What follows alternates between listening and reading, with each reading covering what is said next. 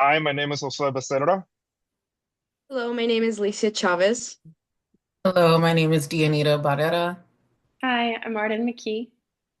Hi, I'm Shana D'Angelo. All right. For our first theory, we have the health belief model, and more specifically, the perceived barriers.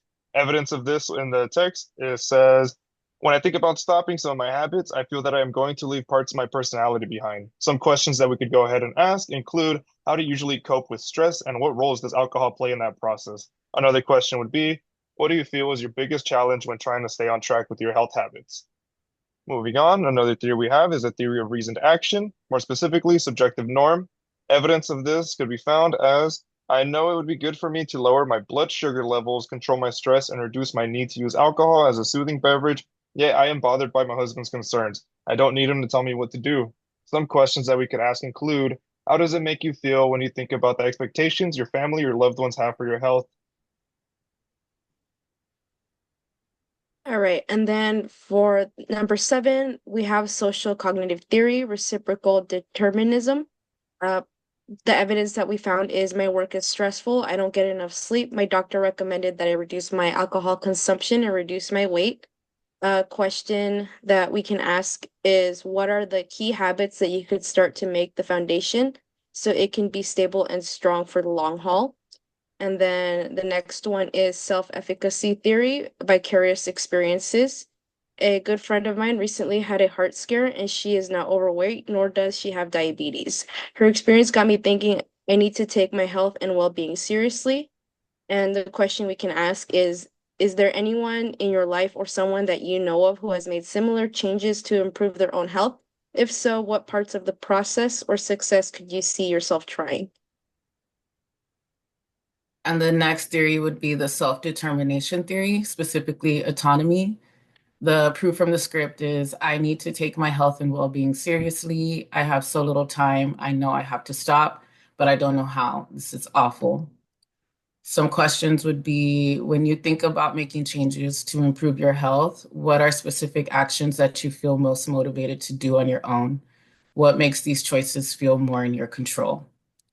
The next one is self-determination theory, specifically competence. The proof is I do feel proud of many parts of my life. Thanks for noticing what is going well. And the question would be, you mentioned that you get support from your family. Is there any additional guidance from someone who you know has been successful with similar changes that you think can help you feel like you are capable of accomplishing these new steps in your journey? The theory we are discussing in this row is process of change, specifically environmental reevaluation. The evidence found in the script is my parents had diabetes and complications from it. My mom had a stroke 12 years ago and passed away at 65. My dad is an 82-year-old amputee. Yet I'm bothered by my husband's concerns. I don't need to tell him what to do.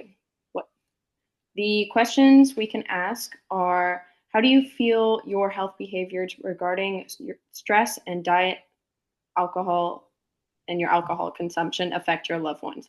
Do you think your actions have impacted on your close relationships? Or how does it make you feel when your son or your husband sees that? In the next column, we are discussing process of change counter conditioning.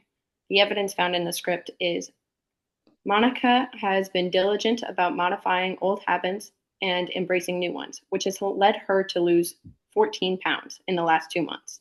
Monica's experience gave Barbara a pause and inspired her to start thinking about her behaviors and possibilities.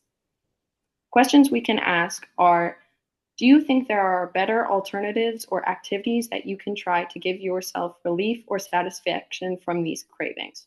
For example, you mentioned that you turn to alcohol to unwind.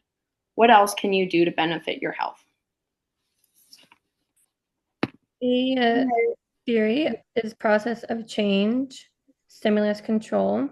An example we found, or evidence we found, at times when her day has been too stressful, she craves a second and third glass of wine. Barbara reassures her loved ones and states that she never gets drunk, but likes the calming effect of wine and a cigarette every once in a while. Some questions we can ask is when you've reach for alcohol or skip exercise? What situations, habits, feelings, or time of day tend to make you feel good back to your unhealthy habits? Or going back to unhealthy habits.